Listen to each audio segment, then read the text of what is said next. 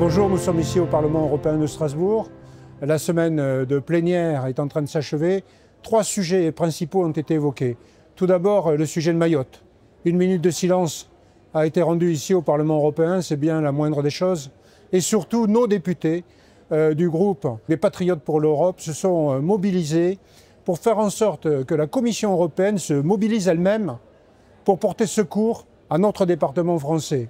À savoir, il y a un fonds ici, un fonds de solidarité qui peut être mis en place dans le cadre des catastrophes naturelles et c'est exactement ce qui s'est passé à Mayotte. Alors il y a un certain nombre de conditions procédurales, je passe outre. Il faut absolument que la Commission européenne débloque des fonds qui permettent naturellement de porter aide et assistance à nos compatriotes de Mayotte.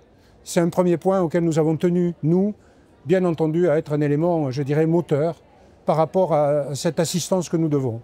Deuxième sujet qui a été évoqué, mais dont pas grand monde ici ne voulait parler, si ce n'est nous, encore une fois, c'est le sujet du Mercosur. Le Mercosur, Mme von der Leyen, comme tout le monde le sait, est allée signer la fin des négociations de cet accord de libre-échange entre l'Amérique du Sud et l'Europe, qui signifie tout simplement la mort pour nos agriculteurs. Elle est allée le faire sans en aucune façon prendre en considération les intérêts des pays européens et surtout les intérêts français.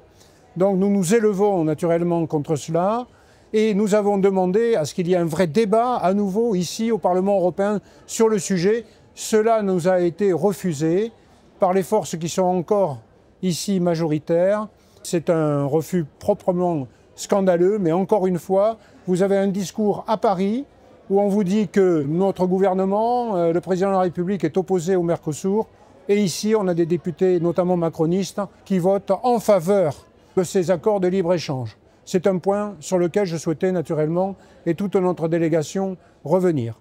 Et enfin, un troisième point essentiel, c'est bien entendu la Syrie et ce qui s'est passé en Syrie. Nous avons tous été d'accord pour saluer en quelque sorte la chute d'un dictateur, en l'occurrence Bachar el-Assad.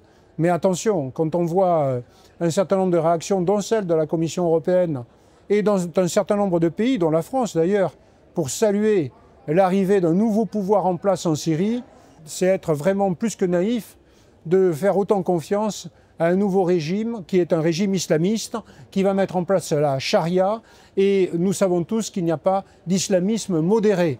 Donc il y a à craindre malheureusement que le régime qui se met en place en Syrie soit aussi un régime dictatorial, islamiste, comme cela s'est passé dans d'autres pays, notamment méditerranéens. Et le premier des devoirs de l'Union européenne serait de nous protéger, de protéger les concitoyens de l'Union européenne, c'est-à-dire bloquer toutes les demandes de réfugiés, demandes d'asile, premier point. Et puis deuxième point, ce serait de renforcer les frontières extérieures de l'Union européenne, renforcer naturellement Frontex, l'agence de garde-frontières, et faire en sorte que notre pays soit protégé de vagues migratoires qui peuvent arriver, notamment d'un pays qui est un pays qui, on le sait, est un pays islamiste au plus haut degré. Donc ceci, nous avons fait le nécessaire pour que ça soit entendu.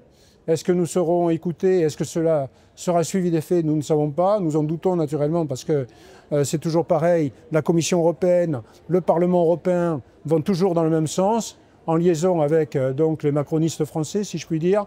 Mais quoi qu'il en soit, nous ne lâchons rien, nous sommes présents et nous faisons en sorte de faire triompher nos idées et nous allons finir par y arriver, je vous l'assure.